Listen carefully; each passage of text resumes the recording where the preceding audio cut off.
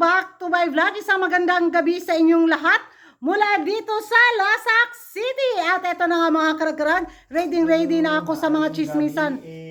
Ay, andito si Kinoy. Hi Noy, di sila kagikan. Alisa, Alinoy, manood tayo ng preliminary interview sa Miss Universe Philippines 2026. Yung sagot ni Pambato ng La Union. Grabe Noy. Panoorin natin ha, teka lang. Panoorin namin mga karag-karag yung sagot ni Bea. So tingnan natin kung ano yung magiging reaction. Hello, Bea. I'm over here. Hello! Now, oftentimes, there are people who say that Filipino beauty queens of mixed heritage aren't Filipino enough. How do you convince them otherwise? I actually studied Filipino history for as long as I could remember.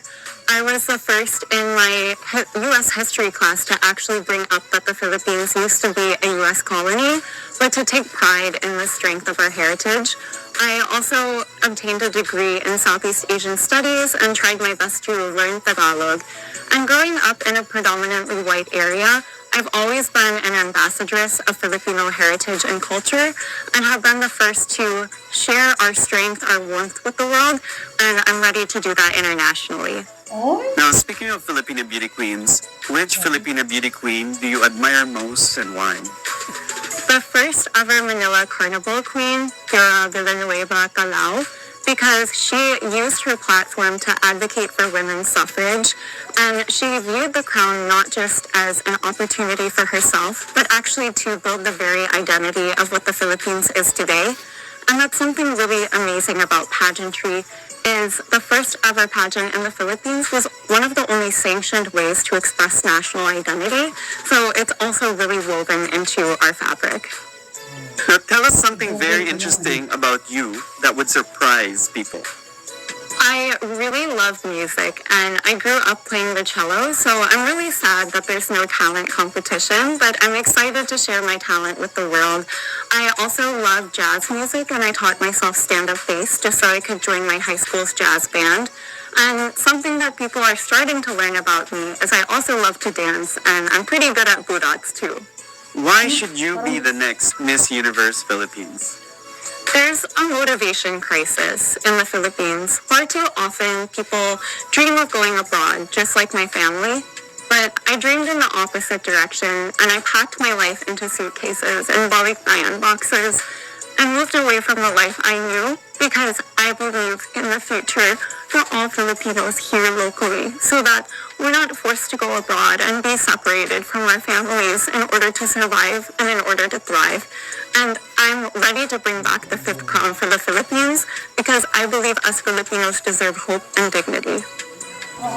Thank you very much. Ay, gusto ko yung last na no more, kanong magkuha na ba, no more, katugtong, hindi na kailangan pang lumayo para bit ko yun, nakarelate ka to.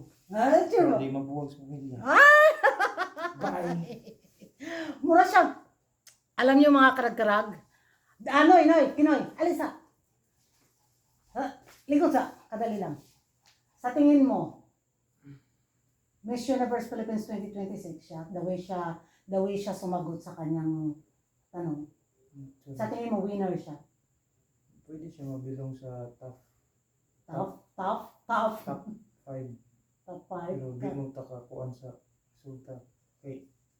Pero wala na siya chance bilong sa top 5. Pero kasi hindi pa niya narinig yung ibang mga kandidatang sumagot kasi si Bea pa lang din yung una kong na napanood na interview mga karag-karag.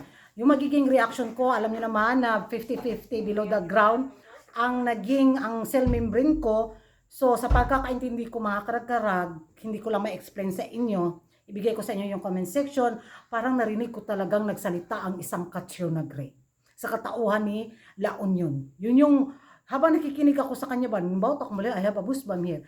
Mura, parang Catriona Gray talaga.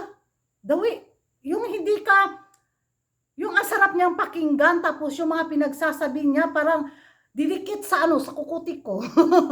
Natouch ako dun sa last part, mga karag-karag, yung sinabi niya about dun sa mga OFW, bitaw. So, koronahan na si Bea. Parang, ambot lang.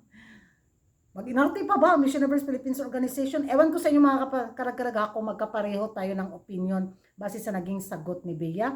Nako, sa mga matatalino dyan at pinaglihi ng utak ni Albert Einstein, magingay tayo sa comment section at kung hindi ka pa nakapag-subscribe sa YouTube channel ko, don't forget to like and subscribe ko Ragan Karag and hit the notification bell para update kayo sa mga latest kaganapan at late na intriga sa mundo ng beauty pageant. And thank you for watching. See you in my next vlog. Bye-bye!